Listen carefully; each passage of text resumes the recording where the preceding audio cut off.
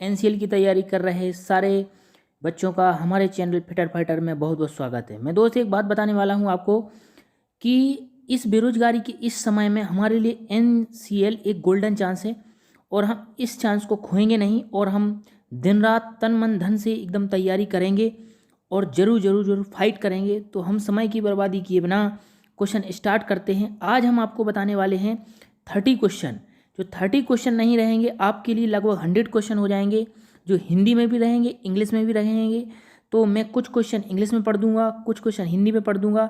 तो दोनों लोग हिंदी वाले और इंग्लिश वाले बिना भेदभाव के पढ़िए और तैयारी कीजिए। हम क्वेश्चन शुरू करते हैं। हमारा पहला क्वेश्चन है, हम पढ़ते हैं।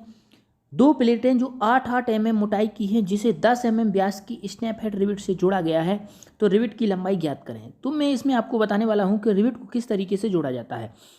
जब हम दो प्लेटों को जोड़ते हैं तो प्लेटों को तर के ऊपर रखा जाता है। इस तरीके से हमने प्लेटों को तर के ऊपर रख दिया है। तो ये प्लेटें जो हैं वो 8-8 mm मोटाई की है, यानी कि ऊपर वाली प्लेट भी 8 mm मोटाई की है और नीचे वाली प्लेट भी 8 mm मोटाई की है। तो आप समझ गए होंगे कि हमें जो 8 और 8 16 mm हमारा पूरा जो थिकनेस हुआ दोनों प्लेटों का मिला के, ये पूरा जाके 16 mm हो गया।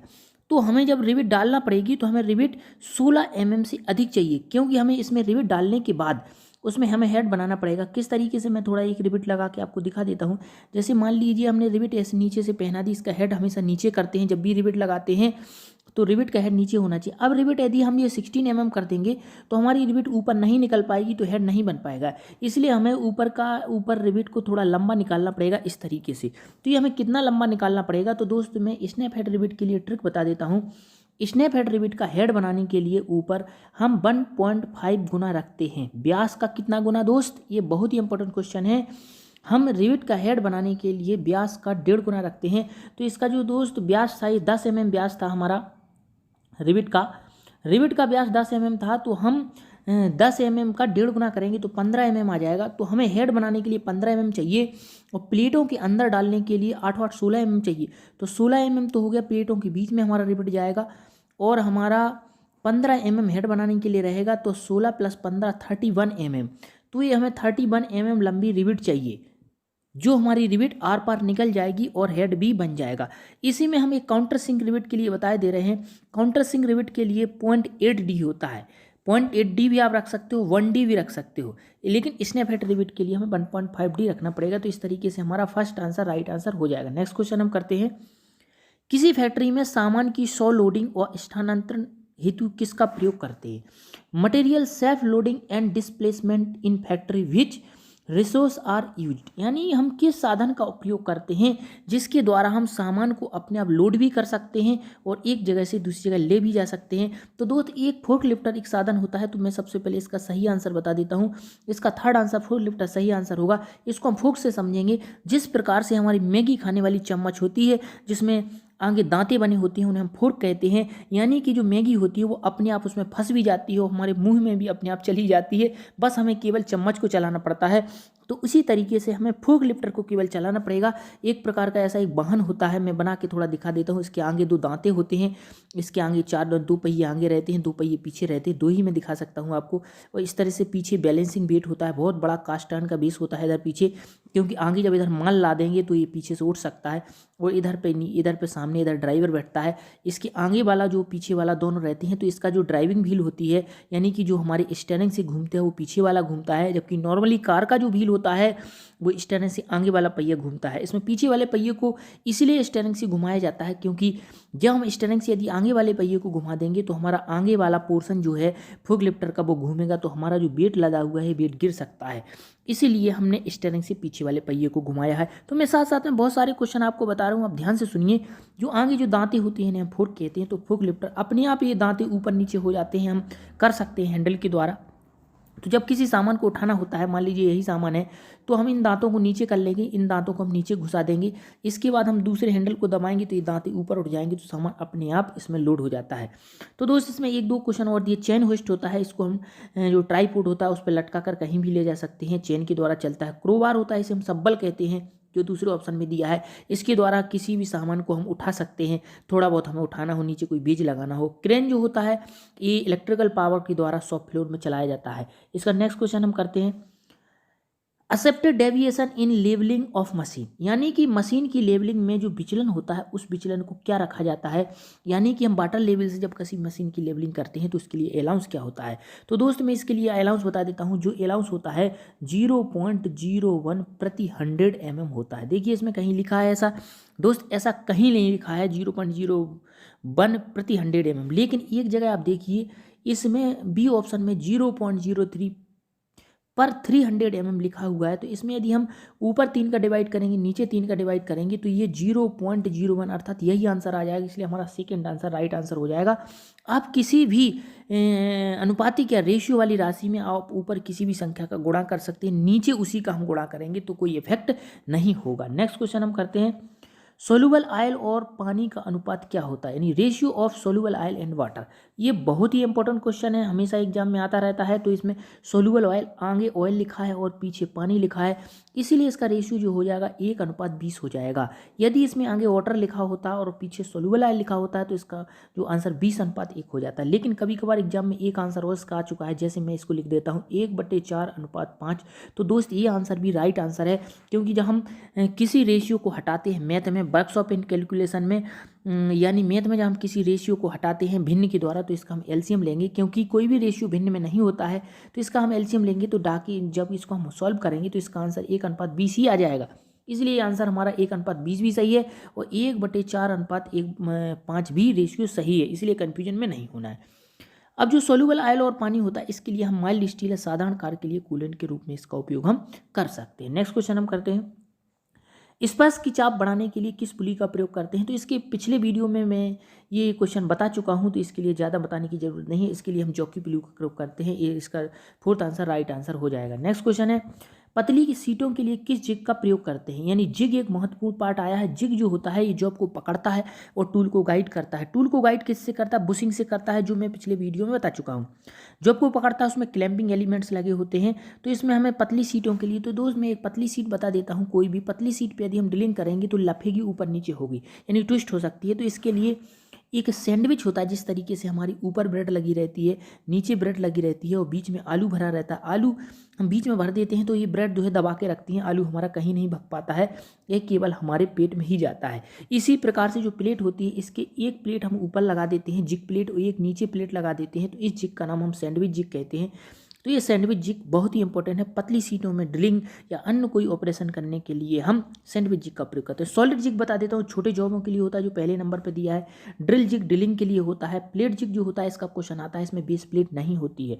नेक्स्ट क्वेश्चन हम करते हैं 7th क्वेश्चन, बेयरिंग बुश किसके बने होते हैं। बेयरिंग जो हमारा बुश होता है, जो जिसमें कोई शाफ्ट घूमती है तो वो घिस जाता है, तो हम उसको चेंज भी कर सकते हैं। तो नॉर्मली जो बेयरिंग बुश होता है ये गन मेटल का बनाया जाता है। वैसे तो जो सारे ऑप्शन दिए हैं इन सब का बनता है, लेकिन सबसे अच्छा जो होता है वो गन मेटल का बेयरिंग बुश बनता है। नेक्स्ट क्वेश्चन है, ब्रेजिंग में प्रयोग होने वाली फिलर धातु क्या होती है, यानी कि alloy of filler metal in brazing.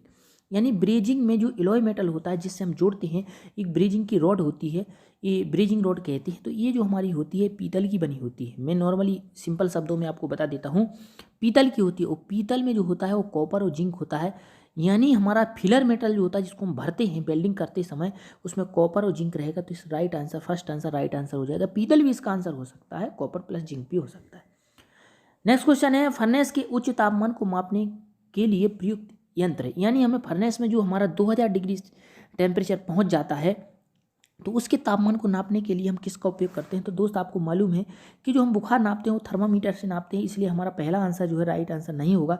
Hydrometer से होता है, हाइड्रोमीटर से हम अपेक्षिक घनत्व नापते हैं। इसके बाद हाइग्रोमीटर है, थोड़ा मिस्टेक होगा, हाइग्रोमीटर से हम आर्द्रता नापते हैं, नमी को नापते हैं, इसलिए इसका राइट आंसर पायरोमीटर हो जाएगा। पायरोमीटर उच्च तापमान नापने के लिए उपयोग किया जाता है। इसकी ट्रिक मैं बता देता हूँ, जब हमारे बॉडी का टेम्परेचर बहुत ज़्यादा बढ़ जाता है तो हम लेट जाते हैं, तो इसलिए उसको बोलते हैं पायरोमीटर।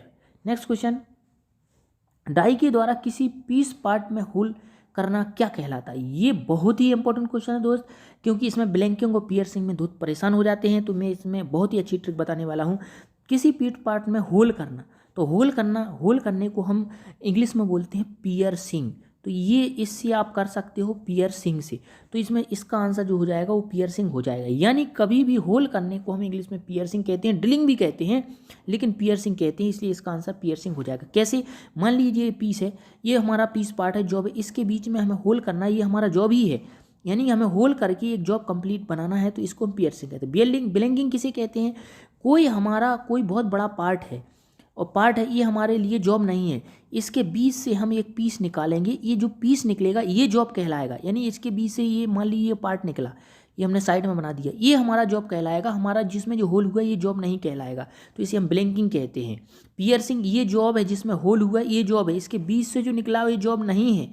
तो आपको ब्लैंकिंग और पियर्सिंग समझ में आ गया। लेपिंग जो होता है सतह को चमकाया जाता है। बफिंग जो होता है, बफिंग सबसे अच्छी फिनिशिंग की क्रिया होती है। तो ये क्वेश्चन आ सकता है। नेक्स्ट क्वेश्चन, तो मैं 11th क्वेश्चन बताने से पहले एक बात आपको बताने वाला हूँ कि जो भी हायर एजुकेशन वाले बच्चे होते हैं वो हमारे ITI वाले बच्चों को बहुत ही नाजुक समझते हैं और ये जानते हैं कि ये कुछ नहीं समझ पाते हैं, यानी कि कम पढ़े लिखे होते हैं। तो दोस्त, हम पढ़ करके उनको प्रूफ देंगे और 1 महीने में 50,000 पेमेंट और 1 लाख रुपये बोनस कमा कर उनको दिखाएंगे, तब वो समझेंगे कि ITI वाले भी कुछ कर सकते हैं। तो उसको करने के लिए हम नेक्स्ट क्वेश्चन करते हैं, रस्से के एक भाग को दूसरे भाग से जोड़ना क्या कहलाता है? तो दोस्त, हम शुद्ध बुंदेलखंडी शब्दों में जब रस्से को जोड़ा जाता है तो उसे हम गांठ लगाना कहते हैं और गांठ को हम नॉट कहते हैं। तो इसका आंसर जो है थर्ड आंसर नॉट हो जाएगा, यानी कि रस्से के एक सिरे को दूसरे सिरे से जोड़ने को हम नॉट कहते हैं। नेक्स्ट क्वेश्चन, न्यूमेटिक सिस्टम में कौन पावर स्रोत होता है?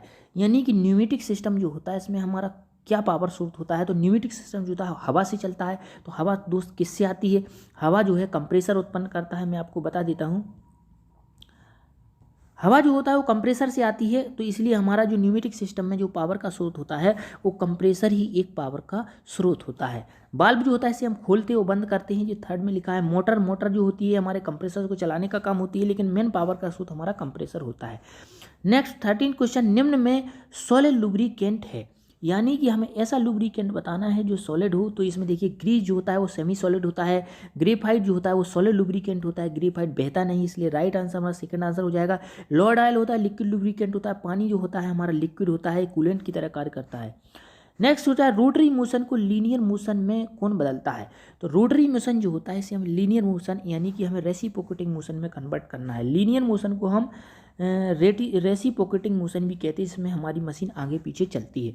तो इसमें गियर जो होता है हमारा, गियर रोटरी को रोटरी में कन्वर्ट करता है। चेन जो होता है वो रोटरी को रोटरी में, पुली जो होता है वो रोटरी को रोटरी में। रैक एंड पिनियन जो गियर होता है हमारा दोस्त, ये हमारा रोटरी मोशन को रेसिप्रोकेटिंग भी कर सकता है और रेसिप्रोकेटिंग को रोटरी भी कर सकता है। ये ड्राइवर और ड्रिवन पर निर्भर करता है। नेक्स्ट क्वेश्चन, सही विकल्प पहचाने। हमें इसमें सही विकल्प पहचानना है कि हमारा सही विकल्प क्या है। ये बहुत ही इंपॉर्टेंट क्वेश्चन है, इसका क्वेश्चन न्यूमेरिकल भी आता है और थ्योरेटिकल भी आता है। तो ये हमें 2 पुलियों का क्या करना है, 2 पुलियों के देखिए इसमें दिया है, पुलियों के बारे में दिया है। सारे जो हमारे विकल्प हैं ये पुली के बारे में, तो हमें बताना कौन सा ऑप्शन सही है। तो ये RPM के लिए होता है दोस्त। जब हम पुली के RPM निकालना चाहते हैं तो हम सूत्र लगाते हैं, तो हम 2 सूत्र उसके सही वाले सूत्र लिखते हैं। तो एक हमारा सही वाला सूत्र होता है D1N1 बराबर D2N2, एक ये सूत्र होता है। दूसरा हम N2 या N1 ना लिख के तो capital D into capital N बराबर small d into small n। हम इस 4 ऑप्शन में देखते हैं कहाँ पर हमें ऐसा दिख रहा है। तो देखिए इसमें देखिए सेकेंड आंसर, फर्स्ट आंसर जो है राइट आंसर दिख रहा है। सेकंड वाले में थोड़ा गड़बड़ कर दिया है, देखिए कैपिटल क्या लिख दिया है। इसके बाद इसमें बटे में लिखा है कैपिटल D बटी कैपिटल N, तो इसको हम कैंची गुणा करके आपको समझा देते हैं। जब कैपिटल D बटी कैपिटल N बराबर स्मॉल d बटे स्मॉल n का हम गुणा करेंगे तो ये कैपिटल के साथ स्मॉल आ रहा, देख लीजिए। तो ये आंसर जो है थर्ड आंसर ये गलत हो जाएगा। इसके बाद देखिए D1 बटे N1 बराबर D2 बटे N2, इसका भी हम गुणा करेंगे तो इसमें देखिए D1 के साथ N2 आ रहा है, इसलिए हमारा फोर्थ आंसर भी गलत हो जाएगा। तो हमारा फर्स्ट आंसर राइट आंसर हो जाएगा। इस तरीके से आप भी कर सकते हो। नेक्स्ट क्वेश्चन है, ये भी क्वेश्चन जो मैंने आपको फॉर्मूला बताया उसी का क्वेश्चन है। मैं बहुत ध्यान से पढ़ूंगा इसको और आपको अच्छे से समझाऊंगा। 100 mm व्यास की पुली 300 RPM पर चलती है, यानी कि जो 100 mm व्यास की पुली है capital D into capital N बराबर small d into small n, हम एक तरफ एक वैल्यू रखेंगे, दूसरी तरफ दूसरी वैल्यू रखेंगे। ध्यान से हल करेंगे। 100 mm व्यास की पुली 300 RPM पर चल रही है, तो 100 इंटू 300, एक तरह का काम क्लियर हो गया। जिसे मेन शाफ्ट द्वारा 200 mm व्यास की पुली से जोड़ा गया है, 200 mm व्यास की पुली है, उसके हमें अब बचा क्या है, हमें एक ही n बचा है, n हमें निकालना है। तो जब हम ये n की वैल्यू निकालना है तो ये n जो है 200 से लड़ जाएगा, तो 200 भाग के इधर आएगा, नीचे आ जाएगा, क्योंकि n का और 200 की लड़ाई हो जाएगी। तो ये 2 जीरो से 2 जीरो कट जाएंगे, यानी कि गुणा की चीज़ भाग में आ गया है। अब 2 से हम इसको काटेंगे 100 को, तो 50 आ जाएगा। 50 के हम 3 में गुणा करेंगे तो 150 इसका आंसर आएगा। फोर्थ आंसर राइट आंसर हो जाएगा। न्यूमेरिकल के दूसरा कोई आंसर नहीं होता, एक ही आंसर निकल के आना चाहिए। 17th क्वेश्चन, वी वेल्ट का कोण कितने डिग्री होता है? तो ये बहुत ही इंपॉर्टेंट क्वेश्चन है। वी वेल्ट जो होता है इसका कोण इस तरीके से रहता है, इसको हम ऐसे आगे बढ़ा के शीर्ष कोण के तौर पर देख सकते हैं। तो दोस्त इसका जो कोण होता है ये 40 डिग्री को आंसर होता है, राइट आंसर होता है 40 डिग्री। लेकिन कभी कभार दोस्त इसका भी ग्रुप पुली का कोण आ जाता है, तो हम भी ग्रुप पुली बना के आपको दिखा देते हैं। इस तरीके से हमारी भी ग्रुप पुली रहती है जिसमें भी ग्रुप बीच में बना होता है। तो ये 45 डिग्री का होता है, क्योंकि भी बेल्ट कम डिग्री की रहेगी तभी तो भी ग्रुप पुली में बैठेगी। तो बेल्ट होता है 40 डिग्री का और ग्रुप होता है पुली का ग्रुप होता है 45 डिग्री का, तो इसमें बैठ जाएगा। तो हमें पुली का 45 याद रखना है और बेल्ट का 40 याद रखना है। नेक्स्ट क्वेश्चन हम बढ़ते हैं। कोयले की खदान में कोयला निकालने के लिए किस चेन का प्रयोग करते हैं? ये क्योंकि हम एनसीएल का एग्जाम देने जा रहे हैं तो शायद उसके मन में कोई ख्याल आए और वो किस तरीके से कोई क्वेश्चन पूछ सकता है। तो इसमें डिटेचेबल लिंक चेन का उपयोग करते हैं। तो इसका फोर्थ आंसर राइट आंसर हो जाएगा। रोलर चेन का उपयोग हम साइकिल और मोटरसाइकिल में रोलर चेन का प्रयोग करते हैं। डबल रोल चेन का उपयोग हम हैवी कार के लिए उपयोग करते हैं, जो दूसरे नंबर पर दिया गया है। साइलेंट चेन का उपयोग हम लाइट वर्क के लिए उपयोग करते हैं। नेक्स्ट क्वेश्चन है 19 बहु उत्पादन में जॉब को पकड़ने और टूल को गाइड करने के लिए किसका प्रयोग करते हैं? तो हमने पहले ही क्वेश्चन में बता दिया था, वो हमारा जिग होता है। तो इसमें कैसे हम याद रखेंगे जिग और फिक्सर को? जॉब को पकड़ने और टूल को गाइड करने का जब भी ये दो बातें आती हैं तो हम लगाएंगे जिग, और जब केवल आए जॉब को पकड़ने के लिए तो हमारा फिक्सर आंसर होगा। और टूल को गाइड करने वाला आएगा तो हम बुश लगाएंगे, और जॉब को क्लैम्प करने वाला आएगा तो क्लैम्प लगाएंगे आंसर। तो इस तरीके से हम चारों क्वेश्चन हल कर सकते हैं।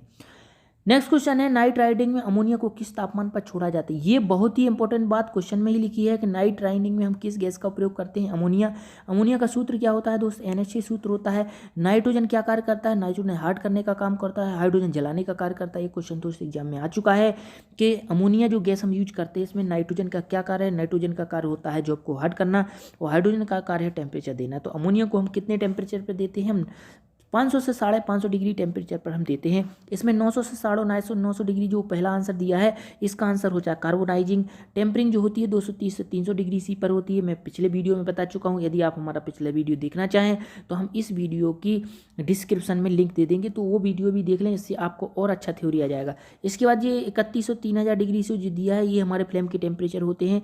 Neutral flame, carbonising, oxidising. तो ऑक्सीडाइजिंग का 3300 होता है, न्यूट्रल का 3200 होता है, और कार्बोनाइजिंग का 3100 डिग्री टेम्परेचर होता है। दोस्त ये हमारे 20 क्वेश्चन यानी कि हमारे ये 60 क्वेश्चन हो चुके हैं। तो दोस्त एक बात मैं फिर से आपको बताने वाला हूँ कि हम जब ITI करते हैं तो हमें कुछ मालूम नहीं रहता है, लेकिन जब आपका जॉब लग जाएगा तब उसका आपको मज़ा आएगा, आपको मालूम पड़ेगा कि जॉब करना क्या होता है। 1 महीना जो होता है हमारा ड्यूटी का फटाफट यूँ निकल जाता है, और हमारा जो पेमेंट का मैसेज टन से एकदम आ जाता है, और तब हमको अच्छा लगता है कि हमने सही समय पर पढ़ लिया। इसलिए आपको अभी समय है पढ़ने का, आप पढ़ लीजिए। नेक्स्ट क्वेश्चन करिए। सॉफ्ट सोल्डरिंग में किस ताप पर की जाती है? यानी कि क्वेश्चन है हमारा कि सॉफ्ट सोल्डरिंग किस ताप पर की जाती है? तो दोस्त सॉफ्ट सोल्डरिंग जो होती है यानी सोल्डरिंग ही होती है, तो सोल्डरिंग 205 डिग्री टेम्परेचर पर नॉर्मली होती है, लेकिन इसमें 205 नहीं है। तो इसमें पहला ऑप्शन दिया है 450 डिग्री सी से कम, सॉरी दोस्तों। दूसरा है 450 डिग्री सी से अधिक, तो ये ब्रेजिंग का आंसर होगा। इसके बाद ये आंसर जो है जो गलत लिखे हुए हैं, तो आप दोनों आंसर याद कर सकते हो। सॉफ्ट सोल्डरिंग होती है 450 डिग्री सी से कम। हार्ड सोल्डरिंग होती है जो ब्रेजिंग होती है वो 450 डिग्री सी से अधिक टेम्परेचर पर होती है। नेक्स्ट क्वेश्चन, निम्नलिखित में से किस विधि में जॉब को एक निश्चित तापमान पर गर्म किया जाता है और धीरे धीरे ठंडा किया जाता है? In which of the following method the job is heated to a certain temperature and allowed to a cool down slowly? इसमें एक चीज़ होना चाहिए थी कि इसको हम राख में, इसमें एक क्वेश्चन दिया गया था, इसमें मिस्टेक हो गया मेरा लिखने में। राख में, राख यानी कि जो डस्ट रहती है उसी की बालू रहती है, यानी कि जो कोयला जलने के बाद जो राख निकलती है उसमें हम धीरे धीरे ठंडा करते हैं। तो दोस्त इसमें धीरे धीरे आता है, यदि धीरे धीरे भी कभी आता है तो भी आप आंसर लगा सकते हैं। यदि हम उसे धीरे धीरे ठंडा कर रहे हैं तो उसका टेम्परेचर जो आंसर होगा हमारा, उसका आंसर हो जाएगा अनिलिंग। कमरे के तापमान पे अगर हम ठंडा कर देंगे तो उसका आंसर नॉर्मलाइजिंग हो जाएगा। कैसे हो जाएगा दोस्त? इस क्वेश्चन का आंसर निश्चित तापमान तक गर्म करके वो धीरे धीरे ठंडा कर रहे हैं, इसलिए इसका आंसर अनिलिंग होला। पहले इससे आप कंफर्म हो जाइए। दूसरे नंबर पर नॉर्मलाइजिंग में बताने वाला हूँ। जब हम गुस्सा हो जाते हैं तो हम नॉर्मल होने के लिए कमरे के अंदर घुस जाते हैं। 1 घंटे बाद हम जब हमारी गुस्सा शांत हो जाती है तो हम बाहर आ जाते हैं, नॉर्मल हो जाते हैं। तो इसी तरीके से लोहा भी गर्म हो जाता है। लोहा भी जब एकदम गुस्सा हो जाता है तो उसको भी हम गर्म करके कमरे के तापमान में अंदर रख देते हैं, तो वो भी नॉर्मल अवस्था में आ जाता है। तो इसलिए उसे हम नॉर्मलाइजिंग कहते हैं कमरे के अंदर।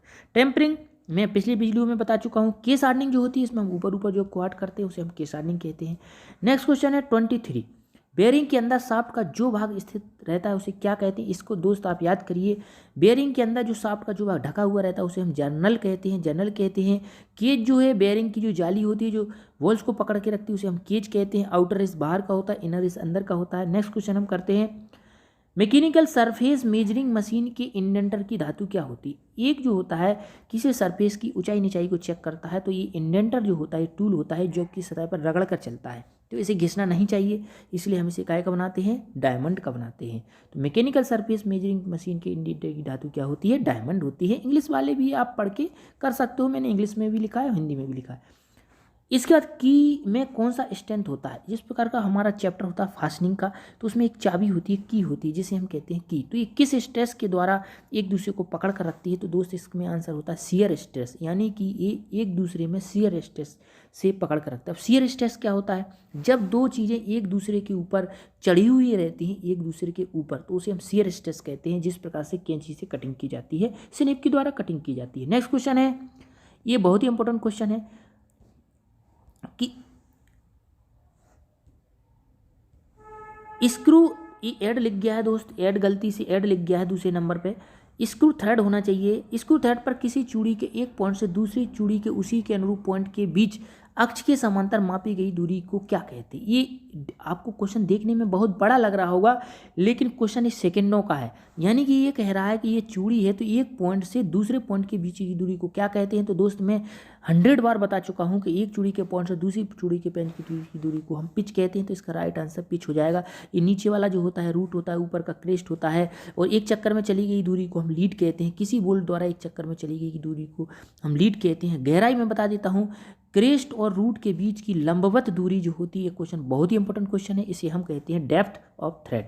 नेक्स्ट क्वेश्चन 27, बाहरी मेटिंग पार्ट के बीच क्लियरेंस को निम्नलिखित में से किस गेज द्वारा मापा जाता है। यानी दो मेटिंग पार्ट है, यानी एक दूसरे के अंदर मैच कर रहे हैं। मान लीजिए ये पार्ट मैच कर रहा है या गियर मैच कर रहे हैं, तो उनके बीच में जो गैप रहता है तो इसको हम फीलर गेज से चेक करते हैं। तो गियर का क्वेश्चन भी आ चुका, या कोई भी अन्य मेटिंग पार्ट होते हैं उनके बीच का जो हम गेज चेक करते हैं ये फीलर गेज से चेक करते हैं। इसमें एफ लिखना था, यहाँ गड़बड़ लिख गया है, ये फीलर गेज इसका राइट आंसर हो जाएगा, तो आप ध्यान रखेंगे। नेक्स्ट क्वेश्चन 28 में 80 नंबर का हमने पूछा है कि 80 नंबर वाला ड्रिल कैसा होता है। जो नंबर ड्रिल होते हैं ड्रिलिंग वाले चैप्टर से लिया गया है, वो 1 से 80 नंबर तक होते हैं।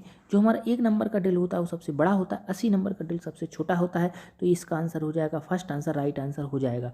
नेक्स्ट क्वेश्चन, लीथ थ्रेड काटते समय, थ्रेड का ये भी इसमें भी ग्रेड लिख गया है दोस्त, सॉरी इसके लिए, इधर थ्रेड होना चाहिए था। थ्रेड काटते समय थ्रेड का हैंड, थ्रेड का इधर हेड होना चाहिए दोस्त, इधर हैंड लिखा हुआ है हेड, इस जगह पे हेड होना चाहिए। ले थ्रेड काटते समय थ्रेड का हेड निम्नलिखित में से किसके रोटेशन द्वारा निर्धारित किया जाता है। यानी कि हमारा जो लेथ में थ्रेड काटने वाला जो टूल होता है वो टूल पोस्ट में बना रहता है, तो टूल पोस्ट को हम हेड कहेंगे। हेड किससे रोटेट होता है, यानी हमारा कैरेज किससे चलेगा, क्योंकि कैरेज में टूल पोस्ट होता है, टूल पोस्ट को हम हेड कह रहे हैं क्योंकि हमारा थ्रेडिंग टूल हेड में बना हुआ है। तो हमारा जो कैरेज होगा वो किसके मूवमेंट से चलेगा, वो लीड स्क्रू से चलेगा, क्योंकि हमारा जो एप्रन होता है, एप्रन या आगे वाला हिस्सा होता है, कैरेज का आगे वाला हिस्सा होता है, वो हमारा लीड स्क्रू के द्वारा चलता है। तो इसका आंसर जो हो जाएगा ये लीड स्क्रू, राइट आंसर हो जाएगा लीड स्क्रू। फीड रॉड से हम फीड देते हैं, ऑटोमेटिक फीड देते हैं, मेन मोटर हमारी चलाती है, मेन स्पिंडल चलता है मोटर के द्वारा। तो हमारा जो हमारा कैरेज होता है आगे पीछे चलता है टूल को लेकर के, वो लीड स्क्रू के द्वारा चलाया जाता है। और लीड स्क्रू में दोस्तों हाफ नट लगा होता है जिसके द्वारा हम चला भी सकते हैं और रोक भी सकते हैं। नेक्स्ट क्वेश्चन, यह सबसे लास्ट क्वेश्चन है दोस्त, हमें ऐसा विश्वास है कि आप बहुत अच्छे से समझ रहे होंगे, तो इसमें हम क्वेश्चन पढ़ देते हैं। 10 मिलीमीटर व्यास का सुराख करने के लिए, इसमें कसे लिख गया, करने के लिए ड्रिल की आरपीएम निकालिए जब कटिंग स्पीड 33 मीटर प्रति मिनट हो। इसमें मोट लिख गया, इसमें मोट की जगह इधर मीटर होना चाहिए, इधर मीटर प्रति मिनट होगा, इस क्योंकि कटिंग स्पीड की इकाई जो होती है वो होती है मीटर प्रति मिनट। तो ये क्वेश्चन भी आ सकता है कि कटिंग स्पीड की इकाई क्या होती है, मीटर प्रति मिनट। हम इसमें आरपीएम का सूत्र लगाएंगे, तो दोस्त आरपीएम का सूत्र होता है कटिंग स्पीड इंटू 1000 बटे पाई इंटू डी। तो आपको ये 1000 क्यों लिखा, क्योंकि ये मीट्रिक सिस्टम वाला है। यदि ब्रिटिश सिस्टम वाला होता है तो कटिंग स्पीड इंटू हम 12 लिखते। हम क्वेश्चन लगा रहा कटिंग स्पीड कितनी दी है, 33 दी गई है। 1000 का हम 1000 लिख देंगे, नीचे डाया 10 है, 10 की जगह हमने 10 लिख दिया। पाई का मान दोस्त आप याद कर लीजिए 22/7, 7 हमारा जी ऊपर पहुंच जाएगा। 22 हम 11 से काट देते, 11 दूनी 22, 11 × 33, अभी नीचे 2 हो गया। अब इसके बाद 0 से हमने जी 0 काट दिया, 2 से हम इस 100 को काट देते हैं तो इधर 50 आ जाएगा। हमारे पास बचा 50, 7 और 3, तो 50, 7, 3 का हम गुणा करते हैं तो 7 × 21, 21 का हम 50 में करेंगे तो 21 × 5 = 105। हमारा 1050 जो है 1050 आंसर आ जाएगा। तो इसका हमारा थर्ड आंसर राइट आंसर हो जाएगा। तो दोस्त इस तरीके से हम ये फॉर्मूला अगर यदि याद कर लें तो इस क्वेश्चन को हम कर सकते हैं। तो दोस्त हमें विश्वास है आपको कुछ ना कुछ फ़ायदा मिलेगा, और यदि आपको हमारा वीडियो अच्छा लगा हो और आपको कुछ समझ में आया हो तो हमारे चैनल फिटर फाइटर को सब्सक्राइब करें। और हमारा आज का पूरा वीडियो देखने के लिए आपको बहुत बहुत thank you. Okay, bye bye.